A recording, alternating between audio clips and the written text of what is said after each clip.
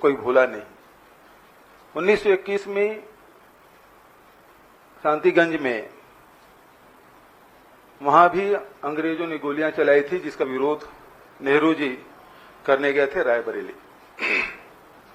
आदरणीय साथियों, ये जो आंदोलन है वो 3 काले कानून जो बनाए गए उसके विरोध में पूरे पंजाब, हरियाणा, उत्तर प्रदेश, राजस्थान, अन्य प्रदेशों में इसका विस्तार हुआ। ये 3 काले कानून के खिलाफ में विभिन्न राज्यों ने विधानसभा में भी प्रस्ताव पारित किया, जिसमें पंजाब, राजस्थान, छत्तीसगढ़, पश्चिम बंगाल और तमिलनाडु जैसे राज्यों में इसके खिलाफ में प्रस्ताव पारित किए गए। लेकिन इनकी हठधर्मिता आपने देखा कि किस प्रकार से ये बात कर रहे हैं। खासकर खट्टर साहब की बात, उन्होंने कहा कि किसान आंदोलनकारियों को लाठी भांजो, जेल जाओ, बड़े नेता बन जाओ।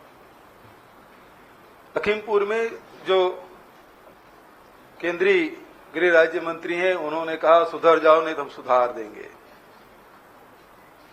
फिर आप भारतीय जनता पार्टी के जो ऑफिशियल पोस्ट है उसमें हमारे जो किसान नेता हैं राकेश टिकैत जी, उसको किस प्रकार के किस भाषा से का प्रयोग किया गया सभी जानते हैं।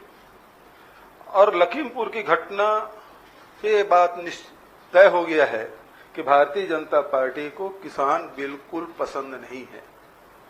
वो दबा देना चाहते हैं, कुचल देना चाहते हैं, रौंद देना चाहते हैं, विरोध के स्वर को कतई पसंद नहीं करते। ये एक तानाशाही रवैया, और इसके विरोध में कल जब घटना घटी तो हमारे राष्ट्रीय महामंत्री और यूपी के प्रभारी आदरणीय प्रियंका गांधी जी वहां लखनऊ से सड़क मार्ग से जा रही थी। सीतापुर में उसे रोका गया, बिना वारंट के रोका गया और उसे वहां डिटेन किया गया और उनके साथ दुर्व्यवहार भी किया गया। उसी प्रकार से जब ये घटना घटी तो मुझे भी, क्योंकि ऑब्जर्वर हूं, मुझे आईसीसी से निर्देश हुआ कि मैं उत्तर प्रदेश जाऊं और वहां लखनऊ के लिए मैंने जाने की व्यवस्था की, तो मुझे भी लखनऊ उतरने नहीं दिया गया। सारे विपक्षी नेताओं को या तो गिरफ्तार कर लिया गया है या घर में नजरबंद कर लिया गया। हर किसी को लखीमपुर जाने से रोका जा रहा है। सवाल ये उठता है, क्या उत्तर प्रदेश में आम नागरिक के अधिकार छीन लिए गए हैं? क्या उत्तर प्रदेश जाने के लिए पासपोर्ट और वीजा की जरूरत है? इस प्रकार की घटनाएं घटती है तो राजनीतिक दल के लोग, सामाजिक संगठन के लोग, विभिन्न संगठन के लोग जाते हैं, उस घटना के बारे में जानकारी लेते हैं और उनके न्याय की बात करते हैं। लेकिन लखीमपुर जाने ही नहीं दिया जा रहा है। न प्रियंका जी को जाने दिया जा रहा है, न राजनीतिक दल के लोगों को जाने दिया जा रहा है। हम लोगों को भी, पंजाब के उप मुख्यमंत्री जी भी जाना चाहते थे, उनको भी वहां लखनऊ में प्लेन उतरने के लिए मना कर दिया गया।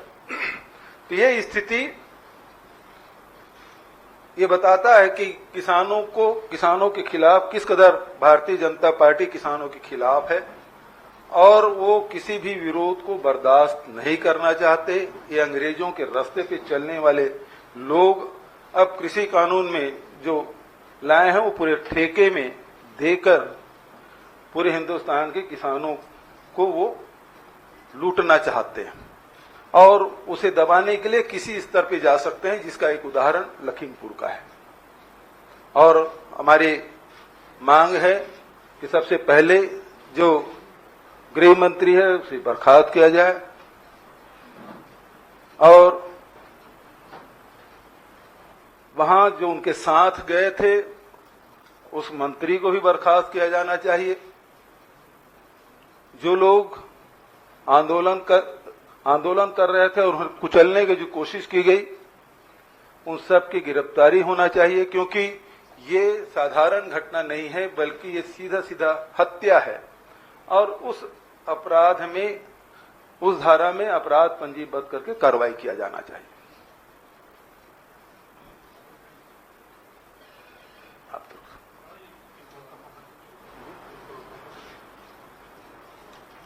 कंपनसेशन 1 करोड़ होना चाहिए।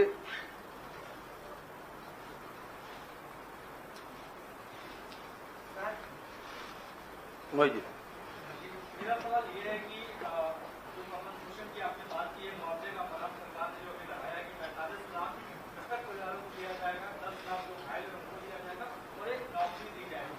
और राकेश टिकैत ने कहा कि ऐसा पहली बार इतिहास में हुआ है कि गृह राज्य मंत्रियों पर भी FIR दर्ज होने जाती है, उनके बेटे पर भी होने जाती है। इसको किस तरीके से देखते हैं? पहला सवाल। दूसरा सवाल यह है कि आपको लगातार 2 बार आप लोगों ने परमिशन मांगी थी एयरपोर्ट से, आप लोगों को वहां से अनुमति नहीं मिली। तो आप सुन रहे थे छत्तीसगढ़ के मुख्यमंत्री भूपेश बघेल को उनका